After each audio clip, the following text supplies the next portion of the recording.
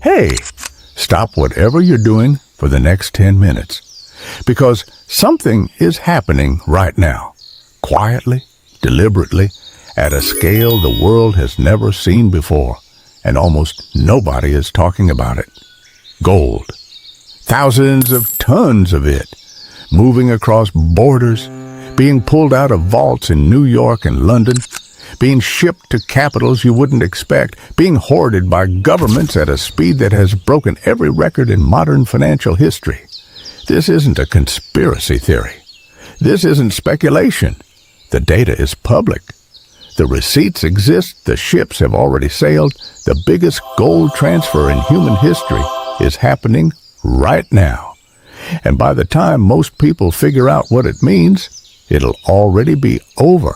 So, let's talk about it. To understand why this matters, you first need to understand what gold actually is. Not as jewelry, not as a commodity, but as a language. Gold is the one asset on Earth that every civilization, in every era, has agreed has value. It cannot be printed. It cannot be inflated away. It cannot be sanctioned. It cannot be frozen by a foreign government with a phone call. It is the ultimate form of financial independence. And for the last 50 years, since America ended the gold standard in 1971, most countries have been okay holding their wealth in dollars instead. U.S. Treasury bonds, dollar reserves, faith in the American financial system. That faith is cracking. And when it cracks, nations don't tweet about it. They don't hold press conferences. They quietly, very quietly, start buying gold.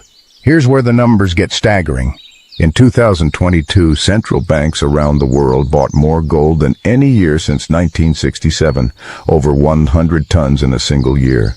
Then in 2023, they bought even more. And 2024, the pace hasn't slowed down. If anything, it's accelerating. China alone has been adding gold to its reserves for over 18 consecutive months, month after month, without stopping, without explaining. Russia, after being cut off from the Western financial system, has been converting its commodity revenues directly into gold, bypassing the dollar entirely. Poland, Hungary, India, Turkey, Singapore, country after country, quietly, methodically, increasing their gold reserves at a pace not seen in living memory. This isn't a coincidence, this is coordination. Not formal coordination, but a shared realization landing in capital after capital at the same moment. The dollar system has a vulnerability, and gold is the hedge. But here's where the story gets truly extraordinary. It's not just that countries are buying gold. It's that they are physically moving it, pulling it out of storage facilities in New York and London and bringing it home. Germany did it. Spent years repatriating 674 tons of gold from the U.S. Federal Reserve and the Bank of England. The operation was so sensitive they wouldn't reveal the shipping routes. The Netherlands did it. Brought 122 tons home from New York. Turkey repatriated its gold. Venezuela tried to, though that story got complicated. And now, there are reports of gold shipments moving at unusual volumes through airports in Zurich, Dubai, and Hong Kong. Refineries in Switzerland, the world's gold processing hub, are running at full capacity, recasting gold bars from one specification to another. Why recast them? Because when a country holds gold in a foreign vault, it's in that country's bar format, registered to that custodian. When you want your gold back in your own hands, truly yours, you recast it. The recasting is the proof. Countries aren't just buying gold on paper, they are physically taking possession of it. Now you might be asking, why does this matter to me? I'm not a central bank, I don't have a vault. Here's why it matters to you personally.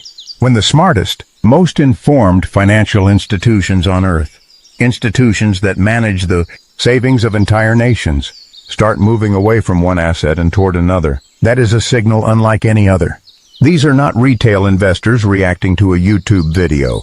These are governments, staffed by economists, running scenario models, looking at classified intelligence, and their conclusion, the conclusion they are acting on with physical gold, is that the current financial order is less stable than it appears. That instability doesn't stay in a vault. It moves through currency markets. It shows up in inflation. It appears in the price of your groceries, your mortgage, your retirement account. The gold transfer isn't just a story about gold.